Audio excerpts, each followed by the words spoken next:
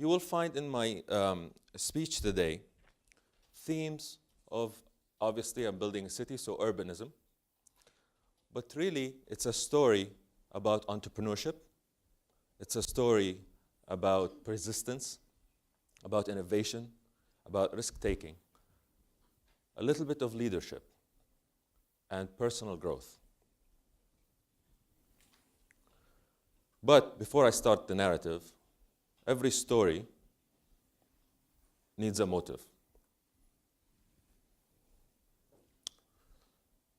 So I was shocked when I looked at this picture.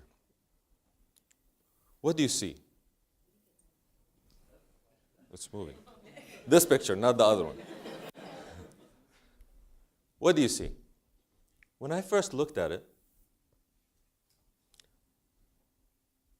how much risk are these guys taking?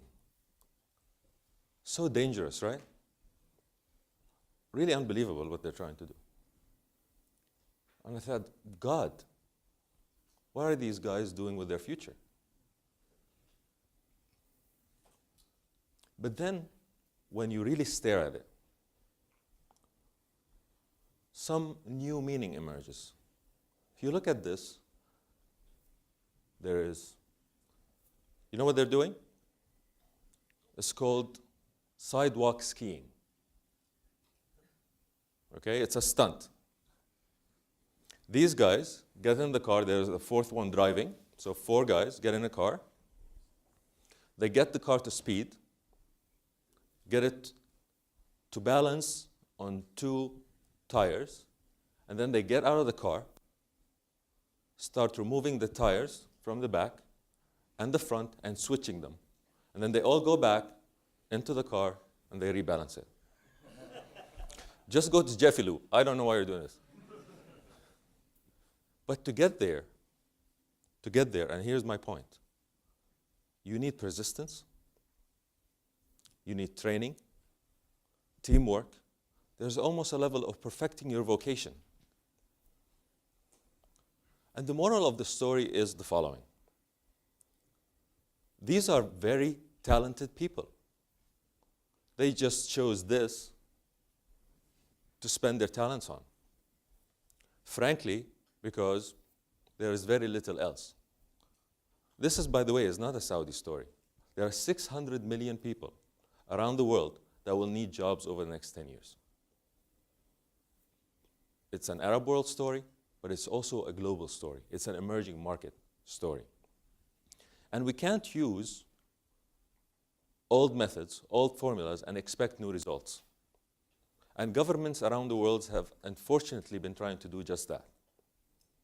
Trying to do more of the same thing. It is time for innovation in public-private partnership.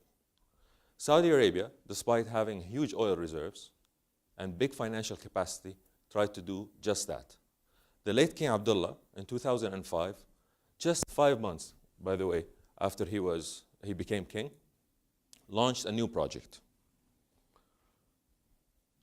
It's a brand new city from scratch for 2 million people. Physically, it is the size of Washington, D.C., so very sizable.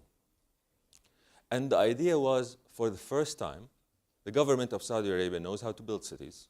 They've built Jubail and Yanbu. These are new industrial cities that we launched 35 years ago. But the idea here is for the government to take a back seat and give the private sector the opportunity to lead. That was the idea.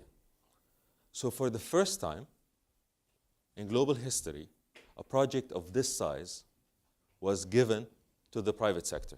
It's practically today the largest private sector project in the world, a price tag of $100 billion. What's more interesting, it was also a startup because there was no company, no team, and it was listed day one. So every kind of complication you can imagine was put right here.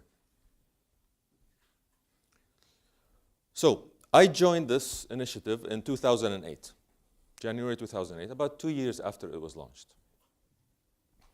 And I had never built anything before. I was 30 years old, just 3 years after graduating. from Stanford.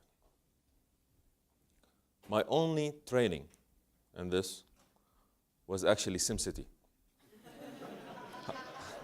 How many of you played SimCity? Come on, be honest. Raise your hands so you're all qualified to do my job. And I did it, by the way, by coincidence. I had a hard time keeping up in class. So I spent my sophomore year of college playing SimCity. And that was my training. Actually, it turned out to be good training because all of my cities as mayor of these SimCities failed and went bankrupt. But I have experience. And one of the things I learned very early on the job is that this is a really, really competitive space. In fact, there are 248,000 cities around the world. 248,000 cities. And each one of them is a unique product. They all compete for us to move there and for companies to set up. So you really, as a city, need to have a clear strategy. You really need to know where you're going to be when you grow up. And we decided that this is going to be a global logistics and manufacturing hub. Why? Two reasons. Number one, the city is located on the Red Sea, where 23% of global trade goes. 23%, almost a quarter of global trade, east to west, comes through the Red Sea. But there is no significant port that can actually address this market and provide the logistics required for it. That's one. The second idea is very simple, but even less well known. You see this area, all of these countries around the Red Sea? This is what we call the Red Sea region. There are 650 million people living there today. Countries growing at anywhere between 6 to 12% in terms of GDP. Not bad, right? Good market. But by 2050, this market will be 1.3 billion people. So this is, as a region, it is the next China in terms of potential. So if you are a global corporate, you can't address all of these countries by being located in all of them. You need economies of scale. So the idea is we establish Saudi Arabia, through King Abdullah Economic City, as a hub for these companies. That's the basic idea. And so we created this master plan. The master plan has a port, a mega port. It's going to be amongst the top 10 ports in the world. An industrial zone. So let me see if I can point with this. Can I point with this? Yes, there you go. Innovation. One of the largest industrial zones in the region. And then residential, commercial, and other developments all over the rest of the city.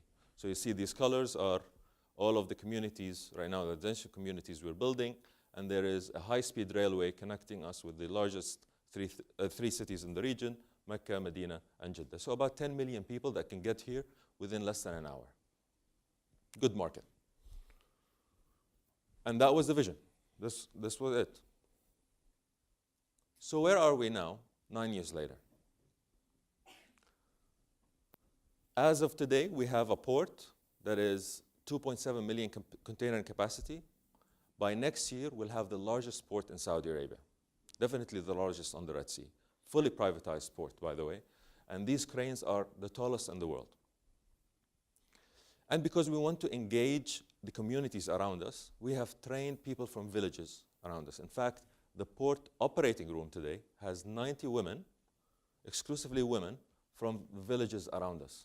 They actually tell all of the boys where to put the containers. So that's the port. We also have one of the most successful industrial zones in the region.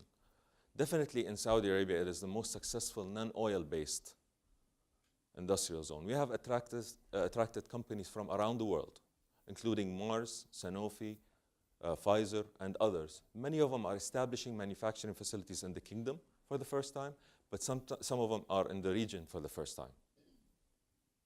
again, creating jobs. And this was the second most important learning, that residential developments actually do not create economic development. You know, when you have developers go into a city to develop real estate, what they're doing is tapping to an economic cycle that already exists. There are jobs, and they are simply providing residency, right? So we have learned that this does not work. And therefore, we've created the jobs, and then we had to create the developments that will try to accommodate the jobs and the people that are moving in for the jobs. So we created different income segment solutions. So we have, as you can see, 6 different communities, each one of them addressing a different income segment. So we have all the way from labor villages all the way to high-end, you can see golf courses, etc. there. But we introduced 2 interesting ideas into the mix. First of all, equity in terms of providing all amenities within every community. So every community has the same level of amenities. So all of them have some kind of beach access, some public amenities and facilities, and even some level of education, even professional continuing education. And the second is we staggered them. So they're actually distinct but staggered. So you can actually move from each one to the other as your career grows. So the idea is you graduate, you get a job, you start earning income, you invest in your equity in your home very quickly on, and you have then mobility within the community moving from one to the other. And in fact, because of this strategy, last year, although this is a completely new development, we became the largest developer in terms of sales in the country. We've sold 2,500 units, more than anybody else in the country.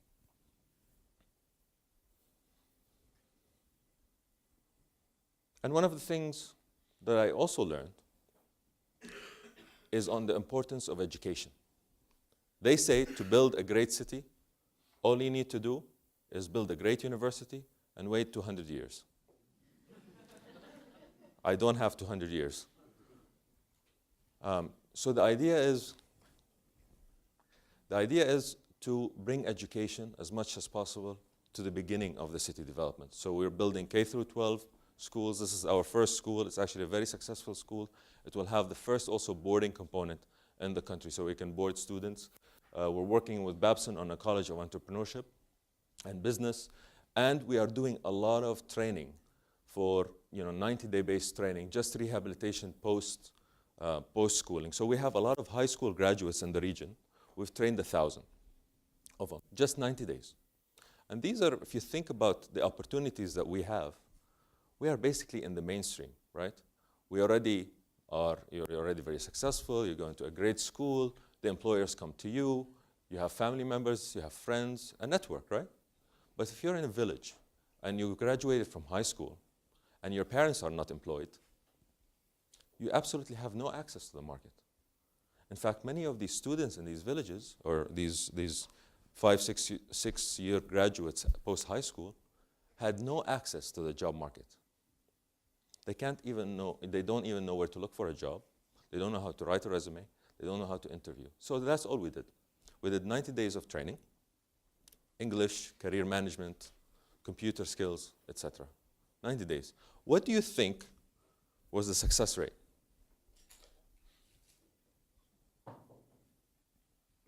Throw a number, percent. 45. Risk takers, I like that. I like it.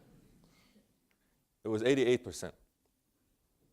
88% of the graduates of this program either got a job, went into higher education, and 11% of them actually started their own companies. So again, it's about doing the little things that matter the most. Okay, so this is something I'm super excited about. Saudi Arabia is not known to be a great tourist destination, right? So we're actually going heavily into tourism.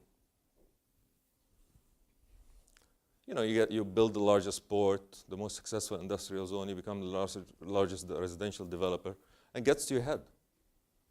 You say, okay, we're going to do tourism. So how do you think we're going to do it? how can we compete with Dubai, Paris, San Francisco, all of these great places that attract millions and millions of people to them? Any ideas?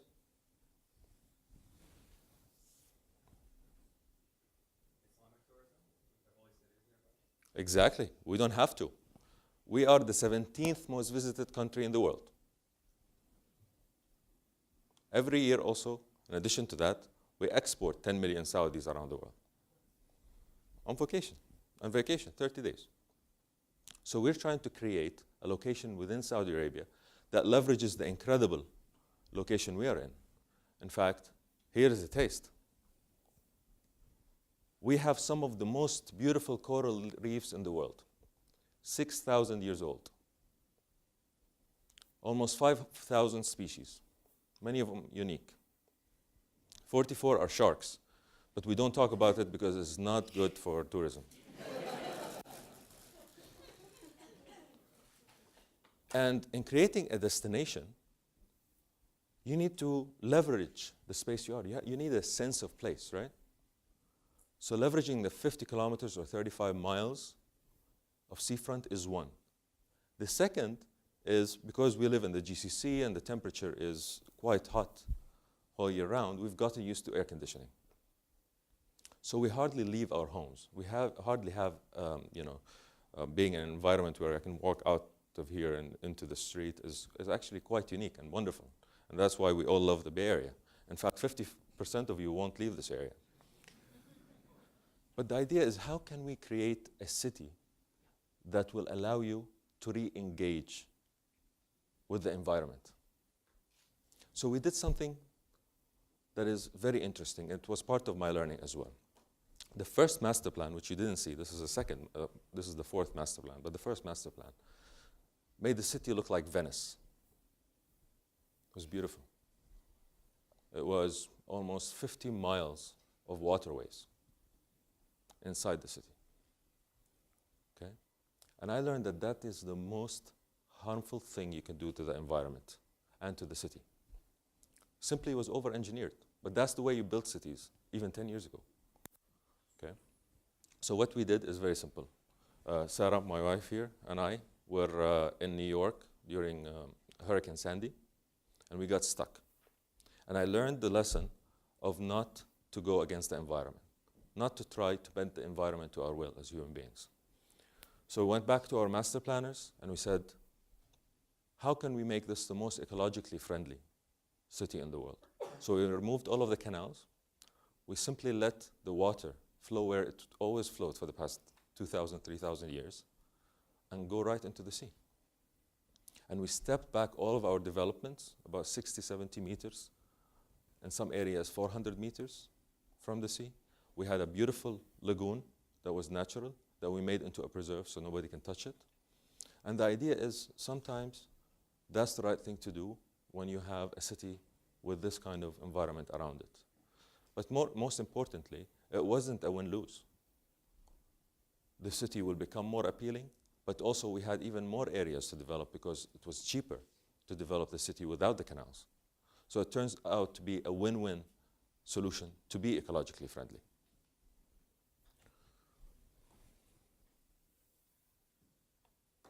And I promise you this is my final slide.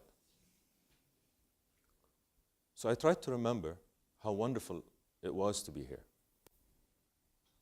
I remember strolling back and forth, going out of my golf class, coming back to corporate finance, and just to go through this campus. It was unbelievable for me.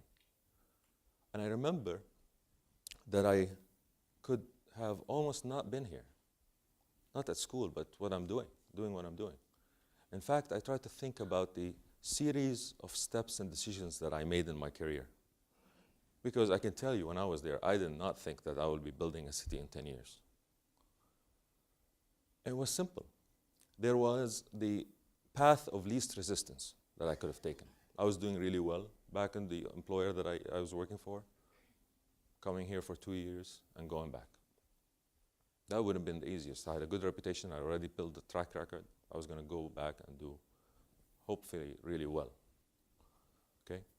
But I decided to move. And it doesn't matter what decision I made at the time. What matters is how I made it. So basically what I did, I didn't say I wanted to be X, Y, and Z in 10 years. I said, here's what I want to feel like in 10 years. I want the ability to have influence, to produce results in the country. You know, like you hear the change organizations, change the world kind of thing. You actually start believing it after 2 years. And I said, I want to have impact, and it has to be positive impact around it. So every decision I made, career-wise, was about just getting me closer to having impact. That's what I cared about. If it's financial security that you care about, great, do that. But it's all about deciding today, just before you cement your career in any field, what should it feel like in 5 years and 10 years down the line? And I think that is the biggest learning I've had over the past 10 years. Thank you so much. I'm sorry it took so long to get here, but I hope you enjoyed it. Thank you.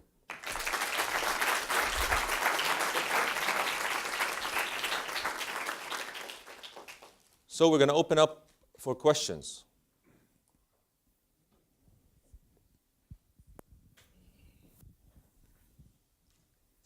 Hi, my name is Hira Nawaki. I'm doing a PhD in the engineering school, and I'm actually very interested in development of cities by the private sector or a partnership between the public and the private sector.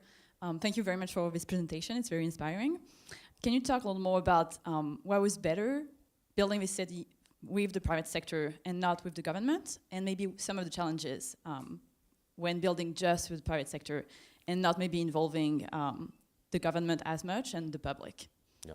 Thank you. I think one of the biggest issues is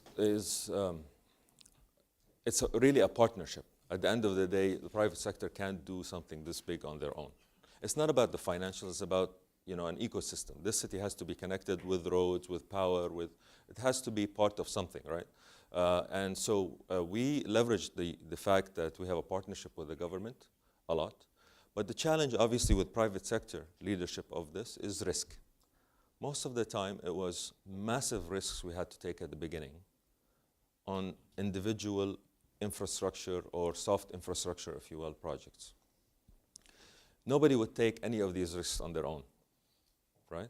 But when you put them together, they resulted in almost incredible risk, what we call risk on risk, right? So let me give you an example. So we're starting up, I want to build a school, right? So people can move into the city and live. So I go out and say, hey, who would build a school with me, right? And everybody would say no. Why? Because to get students, they need jobs. They need people living in the city. And so it created this kind of circle, a vicious circle, if you will, of a vicious cycle of just what we call risk on risk. Every sector we tried to go out and get a partner in, they said the same thing. There's demand risk, your delivery risk on your end, etc. And they require so much demand risk management. So they'll tell you, why don't you offtake, the 500 students? I can't do that, right? So it was a big challenge. In fact, most of the banks wouldn't finance us at all at the beginning, at all. And so it was a challenge to sort of focus on which sectors do we work on. And one of the biggest mistakes we made is we tried to do too much at the beginning. The tourism strategy I'm talking about? The idea was started in 2008. But we couldn't pursue it at the time. It was just too much. So we went back to focus on what would actually drive jobs immediately, and focus on the port, the industrial zone, and then so successively we will move into other sectors as they become ripe for it. Another question. One. I'm curious, as you talked a little bit about hiring local workers. Yeah. You probably have a huge demand for talent, and I'm wondering how you think about developing local talent and hiring local versus bringing in people who know how to do the work now, and what the trade-off is there. Yeah, I think it's about doing both. So in our company, we have 24 nationalities. The idea, if you want to build a global city, you have to have global know-how, and you need these networks from all around the world of technical know-how, but also social networks, so that you can attract people to come here. So We definitely focus on attracting the best talent from around the world. But ultimately, this city has to benefit Saudis. That's the idea behind it, right? So we focus in a big way on attracting local talent and on training. So I talked about some of the programs about bringing people back into the workforce, but we also do, for example, career days. I'll give you one such event we did in December 26th of last year. We did an event. So we worked with all of the employers that are now working with us. 25 of them signed up for 1,700 jobs. They opened 1,700 jobs for anybody that is interested. We announced the career fair online, 9 a.m. in the morning. By 11, we had 6,000 people register. By 5, we had 12,000. By 9 p.m., we closed the registration. We had 20,000 registrant. So I thought, okay, this is quantity. I'm sure there's no quality. It's just lots of people needing jobs. And then I came to the career fair, and I met with every employer. The feedback was unbelievable. They said, we've never seen so much talent in Saudi Arabia. And the reason is simple. We have 160,000 Saudi students studying now abroad and starting to graduate and go back home. And they are very, very qualified. They're studying here, they're studying in the UK, in Europe, China, Japan, everywhere. So we're going to find a huge influx of talent coming in, and I'm very grateful that the government made this decision 10 years ago. Yeah. Here and then we'll go. Thank you so much for speaking with us today. I want to know, when you're walking through the city or waking up in the morning, what things do you see or experience that prove to you that the city is what you want it to be? And in 5, 10 years, what things do you hope you'll be seeing that show it's moving in the right direction? What a great question. In fact, I can tell you, look, this, I've been doing this for 7 years and a half, and it's been like 100 days since then, right? My first 100 days. I worked as hard now as I did in my first 100 days. And the reason, and it's part of the problem I'll have in the future, is it's so wonderful to go and see the work that you want to do physically come out of the ground. You see people, just when we have a restaurant opening in the city, it's fantastic. You see people coming in and experiencing, and you see this space and how people interact with it. And I get so much energy showing people the city. Some of you came over for the Saudi trip and came over to Cake for it, right? Some did. And that's the kind of experience that I love, because I see the city every time anew, and it gives me energy for the next day and the next day and the next day. So in 5 years, by 2020, and I don't like to have plans beyond 5 years because nobody knows what's going to happen after 5 years. We plan on getting to a population of 50,000. We are at almost 3,000 now. We're doubling population every 6 months as people are moving in for their jobs, taking up residence. And 50,000 turns out to be a very important number. It is actually the number of population that is required for the city to be self-sustaining in terms of growth. You no longer need to induce economic development per se. It actually can grow on its own. It's enough scale. So that's my target. Okay. So thanks a lot for coming. There's a lot of us who are big geeks about cities in the room, so I'm really excited to hear this story. One question is, your vision for how to build a city is also very unique, and I imagine there's a lot of city planners around the world and other experts who run cities who question your philosophy. I'm just kind of curious what the most interesting conversations are that you have when you present this around the world and to others who have other ideas on how to do this that's not maybe private sector first, it's government led.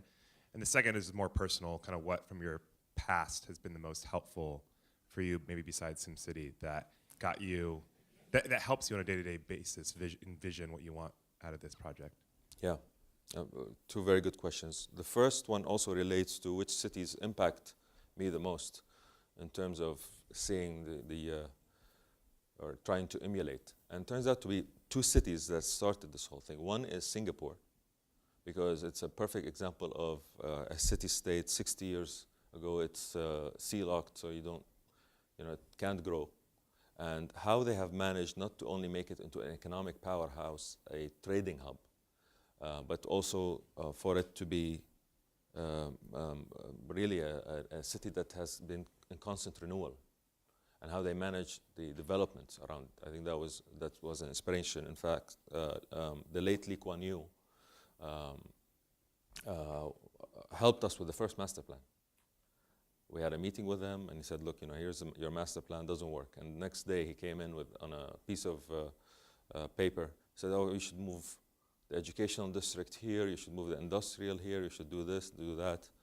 And that was master planning 101 for me, which is almost master planning is almost about logic, always about logic. And the second one is Dubai. To be honest, Dubai is a regional example of a great success in different sectors around services, around trade, becoming a trading hub, and now tourism. You wouldn't believe that Dubai could be such a great tourist destination 10 years ago, 12 years ago. So it's about what is possible. Otherwise, I love cities all around the world, and I find that each one of these cities has its own challenges, but it's also very unique in certain ways, and we try to take from them what we think would work in a local context. And the second question, sorry, was about your background. Yeah. Actually, the most important part now is track record. When you see what you could do with very little, but just thinking very strongly about what strategy you will have for each sector, and you see that being successful, it gives you such great confidence. And the second is around persistence. This might seem obvious today, but even a few years ago, and many of the Saudis in the room will tell you, this was considered a joke. In fact, they used to call it Cartoon City. Cartoon City, yeah, so that was and now it's in Saudi considered the ultimate public-private partnership in a time when oil prices have dropped and the government is looking more for private sector participation. So, thank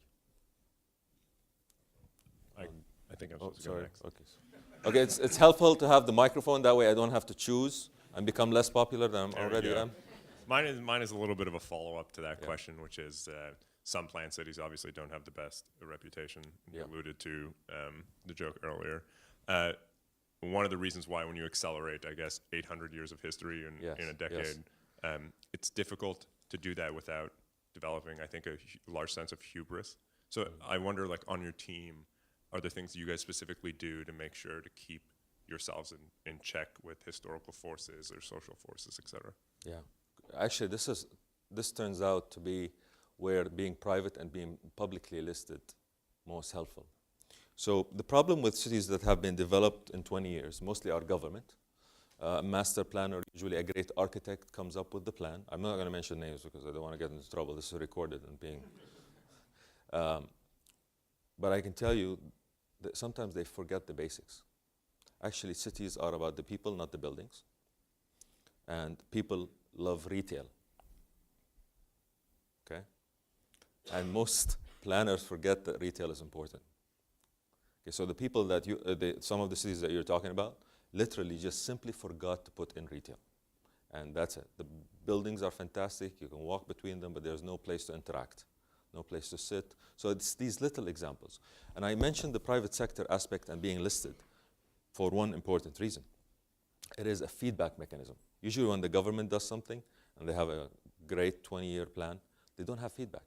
They don't get feedback. They just simply build it, right? For us being publicly listed, every quarter I have the pressure of having to show results.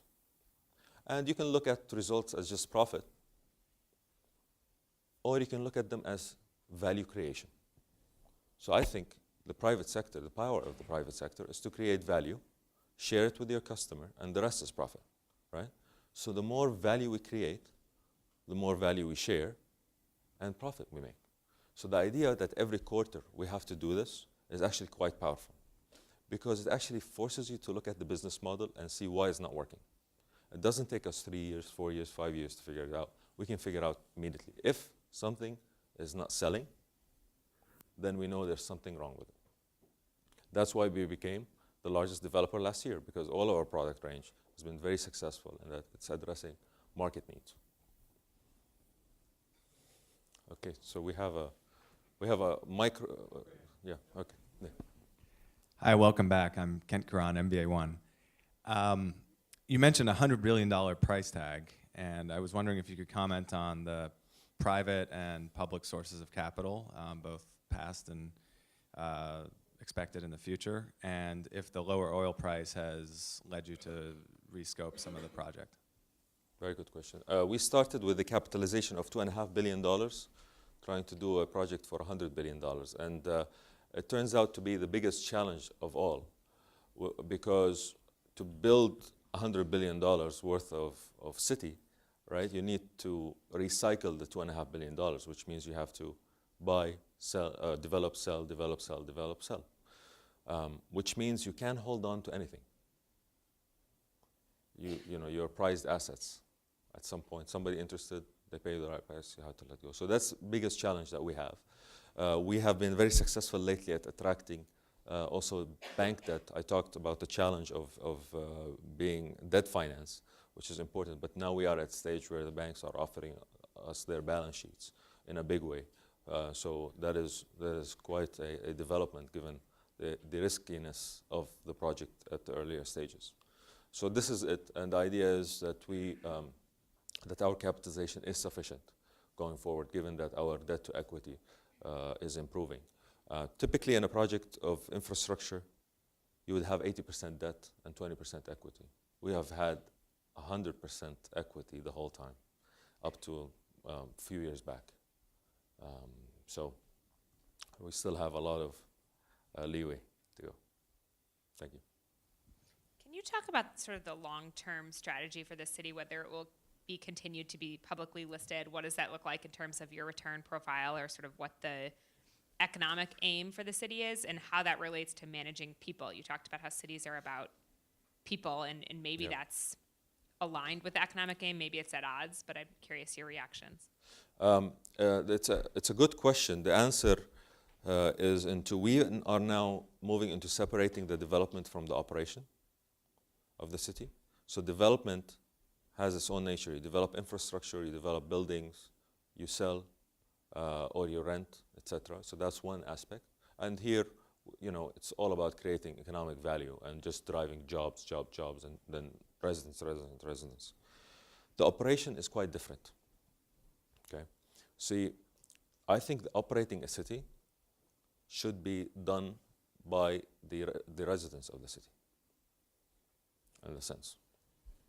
And so we are creating a whole governance structure around, if you buy a unit or a home in the city, you get shares in this new operating entity that will allow you to have general assemblies, vote in a group of leaders for the operation of the city, and then they elect an executive or appoint an executive to lead.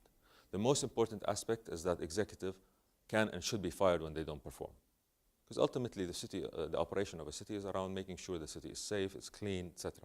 And that is, I believe, an executive job. You need to have as much representation in the operation as possible, as much transparency as possible, but ultimately it's an executive job.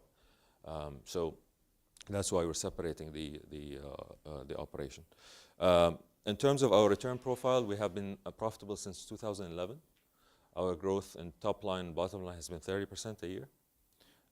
We are still doing $100 million a year on a $2.5 billion capitalization. Our stock is still undervalued, hint. But I think by next year or the year after, it will change. People will discover the kind of value has been created. By end of next year, we would have wiped out all of the losses that we had in the financial crisis, and we'll have our land bank worth probably will be $40 billion. So.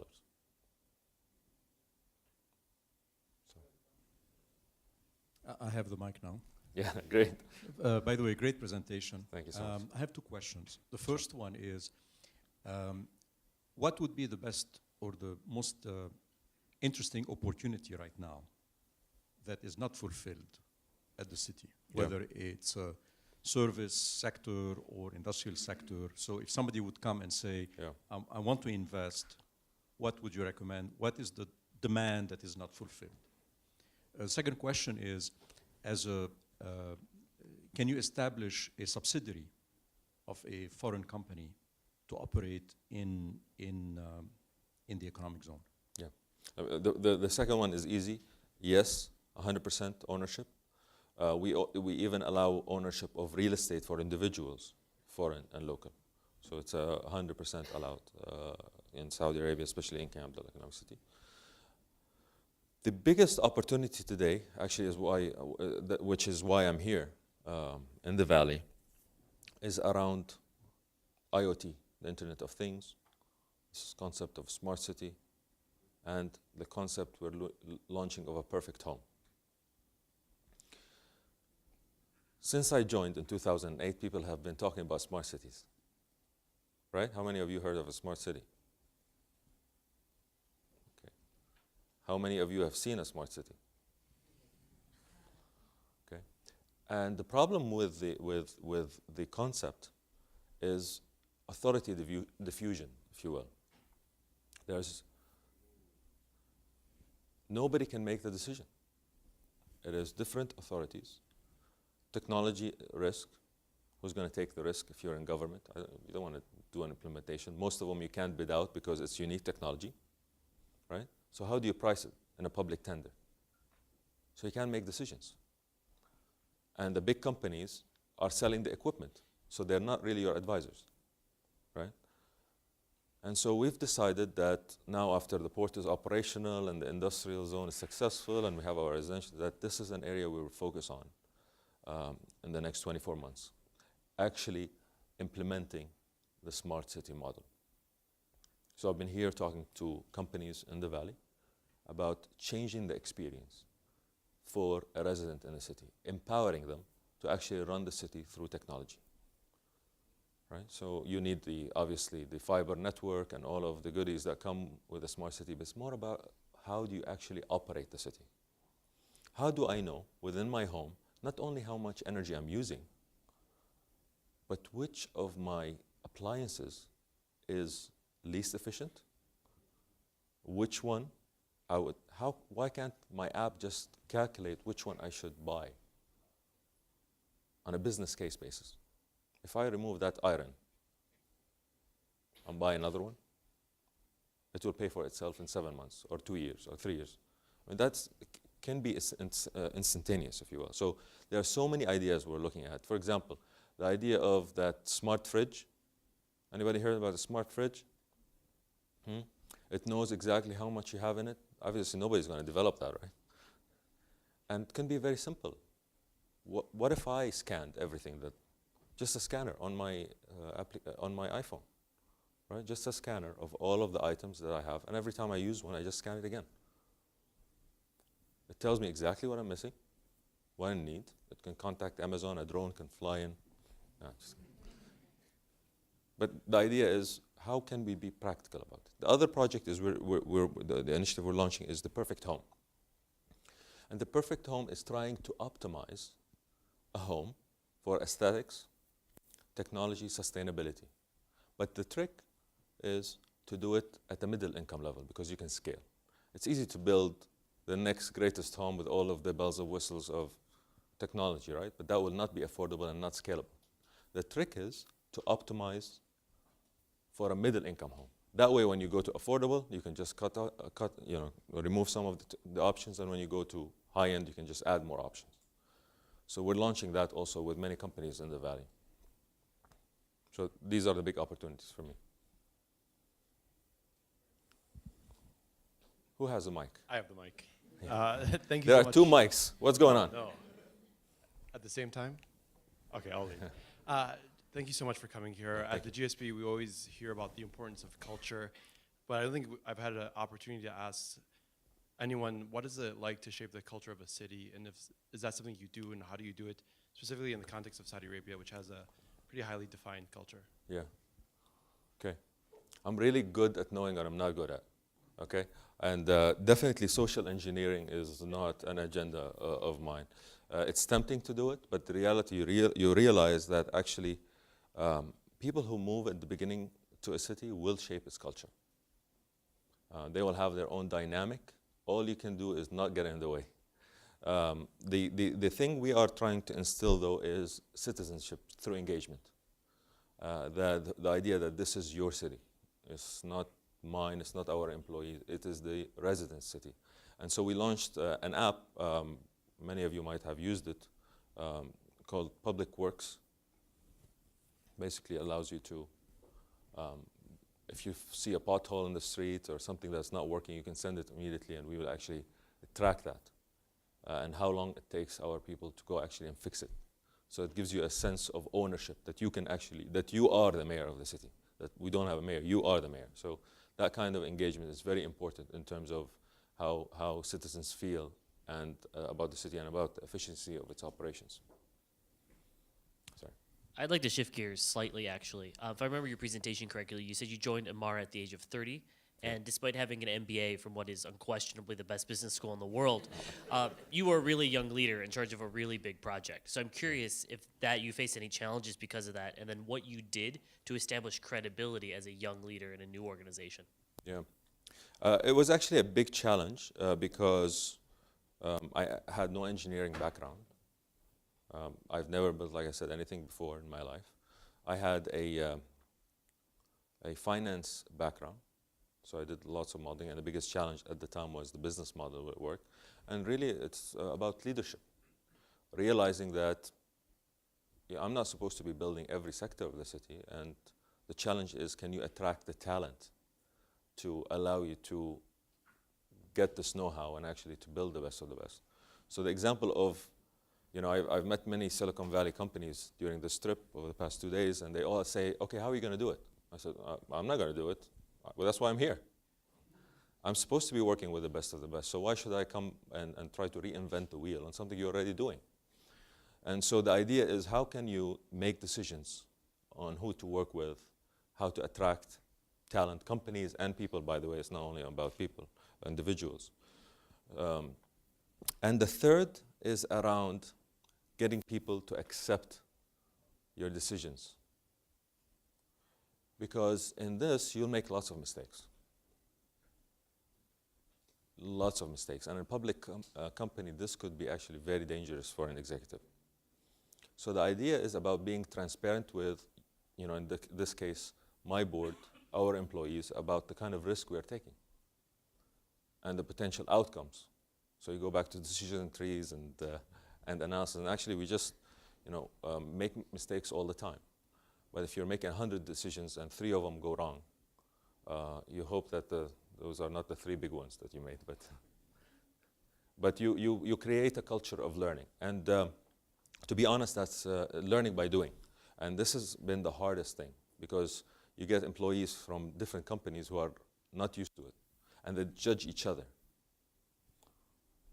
Yeah? They say, look, he made a mistake, should be fired. This is the way people are used to doing it. And I say, look, if we do one of these examples, obviously if they weren't diligent, that's something else. But if they actually had made the diligent effort, looked at all aspects, and just the market didn't turn out the way they expected it, then that's okay. You make one of these decisions. You fire one person because they made a market decision, and then you will kill innovation in an organization because people just don't want to take risk anymore. So we try to avoid that as much as possible. Thank you for coming. My question is to the purpose of the city again. And you mentioned that 23% of the global freight volumes, I think, kind of go right by that city, which is great. But they go right by the city without the city even being in existence. So once the city is there, and once you have a top 10 port worldwide, how are you gonna take part in that logistics flow? How are you gonna improve it? Well, I talked about capacity. By the way, our capacity is already full because the shipping lines are already moving to King Abdullah Economic City. 2 of the top 5 shipping lines around the world are coming here because they told us that they need a port on the Red Sea. So ports work like big airports. The hub and spoke model? It's the same thing. It doesn't matter what size of the port it is. What matters is which airlines go there. And so the idea is this will be a hub, and then you'll get smaller container ships serving all of the countries around us. So that's the basic idea. It's time for one last question. Hi, my question was, you talked about in 10 years you wanted to think about how you're going to feel. How did you pick the industry that you were going to work in? Because that's a big question that I always hear. I didn't. You're gonna laugh. I did a spreadsheet, and I, tried to optimize all of my opportunities along the make an impact, make enough money so I don't have to worry about it, and every decision was just, and that's the condition I wanted to be. In 10 years, I wanted to be in a place where I had major impact, where, I was learning, having fun, and that I was financially secure. Honestly, that was it. And then every opportunity that ever came, I just said, okay, how does it get me closer? And you have to prioritize, because it's nice to have everything, but you have to say, this is next. And I learned that, again, it's about the not taking the path of least resistance. That's the most dangerous thing. Because it might seem like you're taking a lot more risk at the beginning, but turns out that at that age, you could take it and still survive. It is later in life that you can't take these big risks. So, I'm not encouraging you to take risks per se. I'm just saying, in my example, taking the right risks ultimately has developed my character, has given me more experience, because I just worked harder earlier on, and that has resulted in me being in a place where, honestly, I would have never had imagined doing this before. So, Please join me in thanking Mr. Fahd Al-Rasheed. Thank you so much.